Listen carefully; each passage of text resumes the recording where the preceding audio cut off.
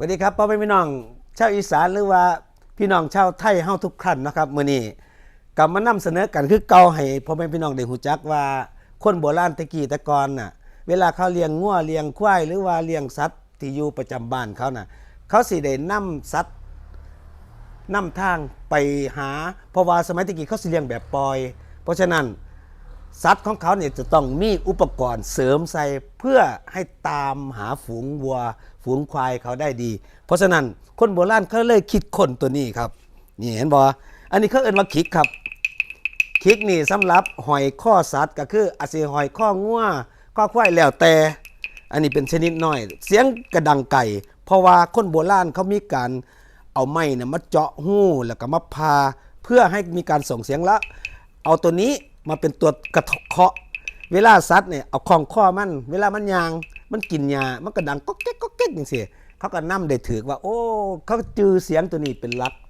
ว่าเขาเฮ็ดอุปกรณ์เขาฟังก่อนว่าเสียงแบบนี้คืองัวเขาสิจือได้เลยเขาสินำพ่ออยู่ป่าอยู่ดงอยู่ไสก็สร้างโอ้งัวข่อยอยู่พุ่นเนาะควายข่อยอยู่นู่นเนาะนั่นล่ะอันนี้ก็อีกแบบนึงเขาพัฒนาการมาบางคนเพื่อว่าให้เสียง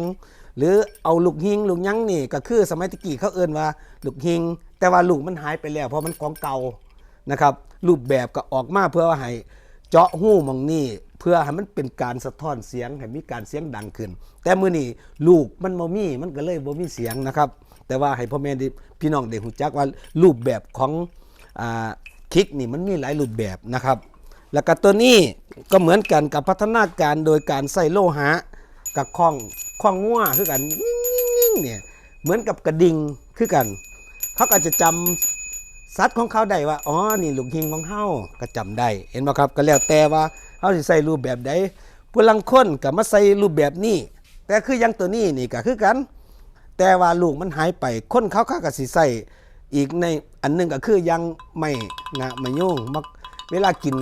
ควายมันกินหญ้าหรืองัวกินหญ้ามันก็ดังกรกๆๆๆนะระบบเสียงก็คนละเสียงเลยเพราะฉะนั้นเวลาสัตว์ของเขานี่เขาสิเอาเสียงคนละเสียงอันนี้คือกันนี่ง่ายขึ้นนี่กระโลงครับดังแห้งอันนี้ดังไกลถึงแม้สัตว์อยู่ไกลก็สร้างเขาสิลังเทื่อไปนอนปล่อยมันไปนอนเล่นอยู่ต้นไม้พอฟังเสียงเอาเขาก็สินำได้ถูกเพราะฉะนั้นนี่แหละครับคืออุปกรณ์ของคนโบราณเขาคิดค้นเพื่อนำฝูงสัตว์ของเขาได้ถูกต้องเพราะฉะนั้นนี่แหละก็เลยมาแบ่งปันพ่อแม่พี่น้องอันนี้คือกันบาทนี่อันนี้คือของสร้างเด้ครับของสร้าง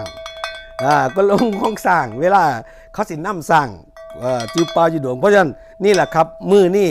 อยู่ร้านฮัดเตียงของเฮาก็เลยสะสมของเก่าของแก่ของโบราณต่างๆมาเพื่อว่า